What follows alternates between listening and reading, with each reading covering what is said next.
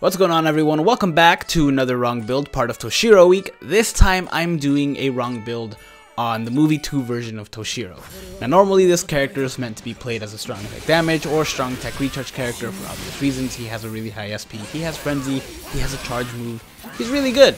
But with a normal attack damage build, I wanted to see if I can actually make both of these characters' abilities actually, both of these characters' attack methods work out for me. And for the normal attack, recently a lot of ranged characters have been getting piercing on their normal attacks. This character is not one of those characters, but it does kind of make up for that with a really, not really fast, but a pretty fast normal attack.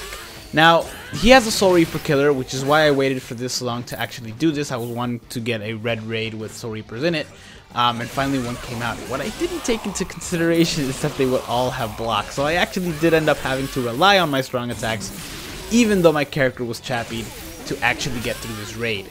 It's unfortunate, but it's all I had. I don't think there's another red Soul Reaper raid coming out in a while. I have to check again, but I don't think that's the case. Either way, you can see here, it actually did a pretty good job despite having to, take a little bit longer to actually break guards.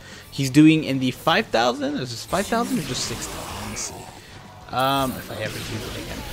There we go. Oh, wow, 6,000. High 6,000s. Wow. Okay. I mean, it does have to do with the fact that I have a 10% extra damage on combos. But yeah, 6,000 range on his normal attack, which is really, really good. His strong attacks actually still knock enemies out. Not some of these tougher enemies, but a good amount of enemies actually do get knocked out with just a single strong attack, which I did actually really like. I like it when a Soul Reaper has a Soul Reaper killer. It's really nice.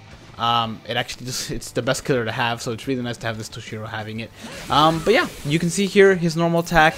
I still prefer the other build than this build, but it's just kind of an alternative build. But you can see it actually does still work. I haven't been hit.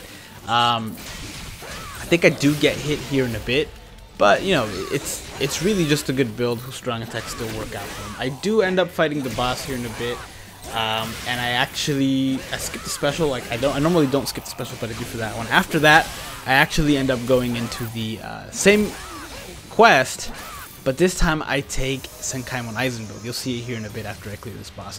I actually really like fighting the boss because I get to use the special, it freezes everyone, and then I get a full clear view of exactly how much damage this does with the health bar at the top. So you can see clear Tetsuzaimon really, really quickly. I don't actually do this build often, or this raid often, so beating out the time was really not that tough.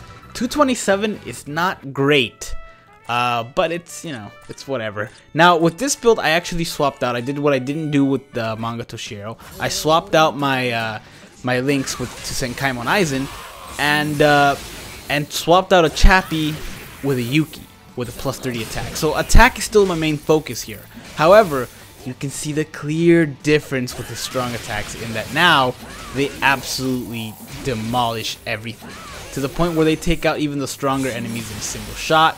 I think I missed that one altogether, but still, I actually ended up using them a lot more often in this because I had to break guards, but in turn that not only broke guards, but also apparently their bones because they died. But it's still, I still try to focus. I think I switched back to trying to use normal attacks here in a bit. I know I kind of die with the strong attacks, but this is actually, I kind of like this build more than the actual strong attack / strong attack recharge build.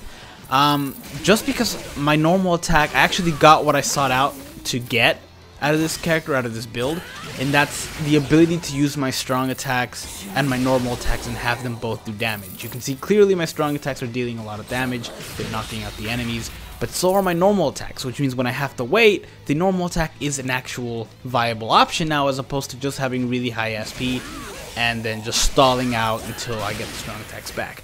Is it the best option? No. It's not the best option because having a strong attack recharge / strong attack damage build gets you more damage, the strong attacks come back. It's a better option because that's where this character shines.